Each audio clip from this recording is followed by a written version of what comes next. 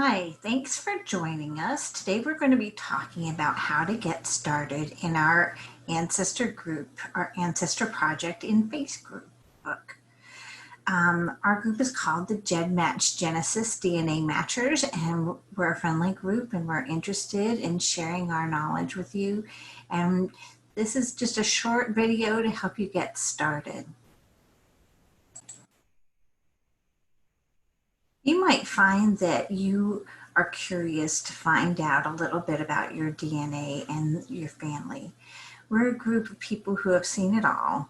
We've seen stories that people would rather have not shared, and we've learned amazing things about our own stories. Sometimes the stories that my grandmother may have hidden from us is actually the most interesting thing that you could find out about her.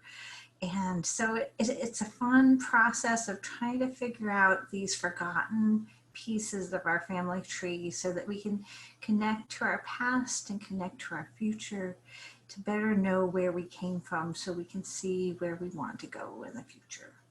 This is just a quick video to help you get started.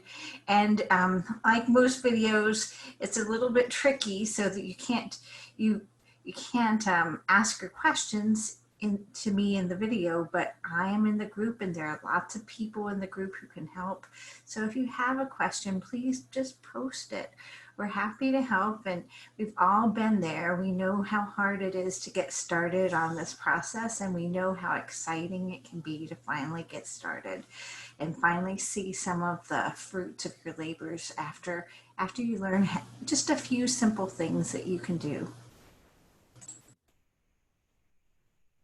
One of the things that you can explore in Gedmatch, which is very effective, is called an Ancestor project. An Ancestor project is a new type of report in Gedmatch. It allows you to see how you relate to all the people who are in our Facebook group.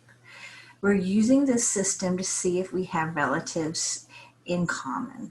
Unlike the old matchmaker programs, this works on digital devices. So if you're working on an iPad or you're working on a phone, it works a lot more conveniently.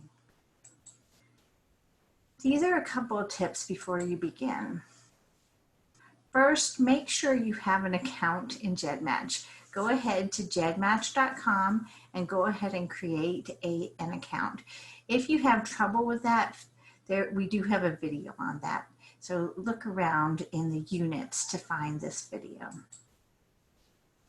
The next thing you should do is register for our group.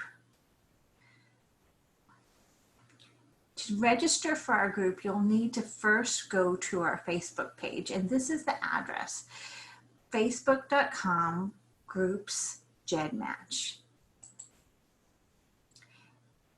The next thing you should do to get started is go ahead and fill out tinyurl.com, add your info. That's our contact form. We don't let anyone join our group who has not first filled out this form. So make sure any of your kit numbers that you want included, and make sure your name is very clear in the contact form. The next thing you do is go to request membership under the Gedmatch Ancestor projects. Look for Gedmatch Genesis DNA Matchers. Next, revise your kit name. Now this is the biggest thing. So there are two things I look for. One is a kit number that matches the number you submitted. But the other thing I look for is a Facebook name that I recognize. I'll look for Jane Doe, for example, as a member of our Facebook group. If you're not using your Facebook name in Gedmatch, then I won't be able to find you and add you to the group.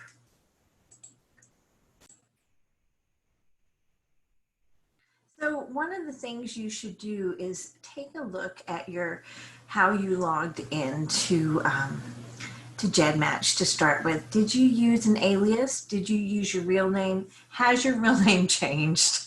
That is very important. Take a look at your Facebook name. This is the name right beside your profile picture. And this is a great place to look. Does this name match? If it doesn't, you can change it in Gedmatch, or you can change your Facebook name, but they have to match or else we won't know that you really belong. This is how you can change your profile in Gedmatch. Go ahead and log in just as you normally would, and right underneath your user profile, you'll see that you can click on something that says View, Change, Delete your profile. Go ahead and click on that. This will take you to the profile management page. Go ahead and you can edit either your new name or your new alias. And make sure that if you have an alias, you edit your alias. Make sure that if you don't have an alias, you edit your name. And change it to match your Facebook name, or else we won't be able to approve your joining. Okay, so now we've gotten the basics done. There's another step that you can take. Go ahead. This is so exciting. You've finally gotten through the preliminaries. Go ahead and log on to Gedmatch, then click on Ancestor Projects. It's way down there at the bottom of the page.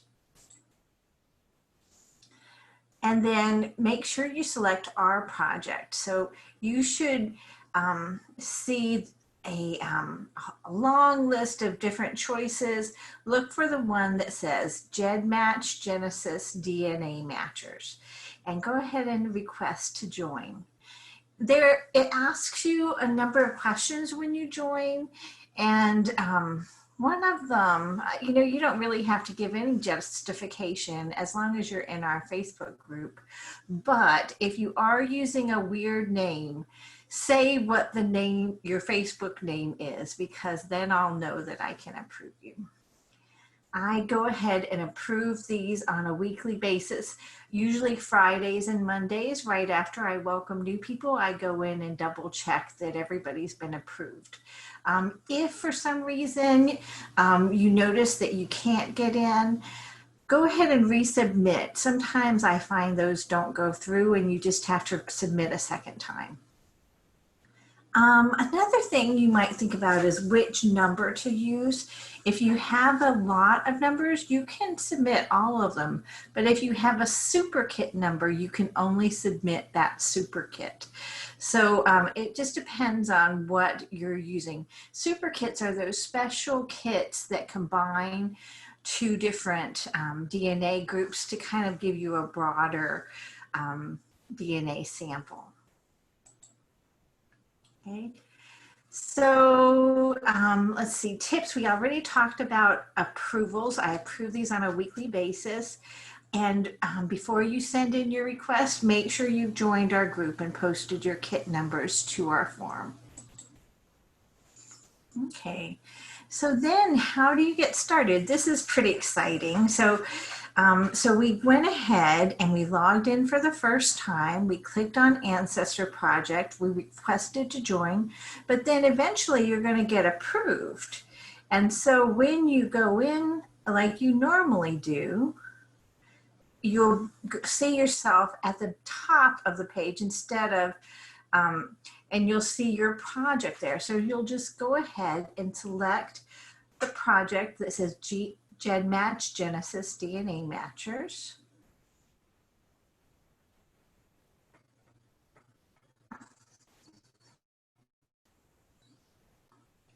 And then when you get into your system, you can sort. So it'll ask you how you want to sort. I would recommend that you sort by segment start or segment end. That way it groups family members together and gives them one color. So you can see who of your matches is part of what family. Now this is just an estimate, it's not triangulation, but it's a good guess that you might be connected to this person by way of another person if they're matched under the same segment start section. Okay. Go ahead and hit submit. And then this is a sample result, and I've gone ahead and disguised the people who I found were related to me. And you can see I've got quite a few relationships here, and it's surprising how many people in our group you're going to find are related. It's just great.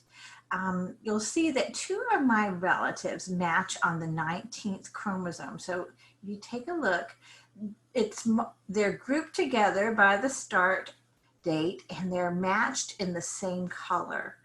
Now that's my guide that these 2, Margie and Lucy, they might be related to each other. Go ahead and take a screenshot. You can see I've blanked out the kit numbers here and left fake names, but you'll want to blank out the emails when you take your screenshot. There are lots of different programs that you can use to take a screenshot. I just hit function and then click on print screen, but this is a link to 8 ways you can take screenshots depending on what you're using. It's different in a phone, it's different on a desktop, so you'll just want to look that up. Delete your email addresses and then post it to our group. Tag your matches, share your information, including your kit number. So a lot of people will just post a picture, but that is not the best introduction. I would recommend that you post your picture, and then as part of your introduction, some of the things I would like you to say are, my name is Jane Doe, my kit number is ABC123, I am from Georgia, I have people from Georgia in my family and people from New York City in my family, and the Joneses are from New York City, the Smiths are from Los Angeles, you know, something like that. A little bit of an introduction. I've been searching for my paternal side, and I think that they're in Ontario. There are lots of things that you can tell us that can help us with your search and can help us to figure out how you might relate to us. So if you list a couple of your surnames that you're interested in, we can look and see if we have that surname in our family tree, and that can help you along. And the next step you can do to encourage people to actually look at your post is to tag your matches. First, what you do is enter a # or an @ sign before you type in the names of the people who match. And hopefully they will have used their Facebook name when they signed up for Gedmatch, but if not, you can look them up in our main list. Just enter the kit number at this link, tinyurl.com, double check list, and then you can type in their kit number and you'll find out what their Facebook name is so that you can tag them here. If you tag them here, they're much more likely to see your post and offer you their input. If you're having trouble tagging, use this link to find out where people are. And then this is another thing that you might get into. There are lots of videos out there about the science of DNA, and you can really get into that. One important thing you should keep in mind is SNPs. So you want to have at least 7 centimorgans on your matches, but if you've got 7 centimorgans, but the SNPs are really low, that might be a false lead. That might be an error. So try to make sure that your centimorgans are at least 7 and your SNPs are pretty high as well.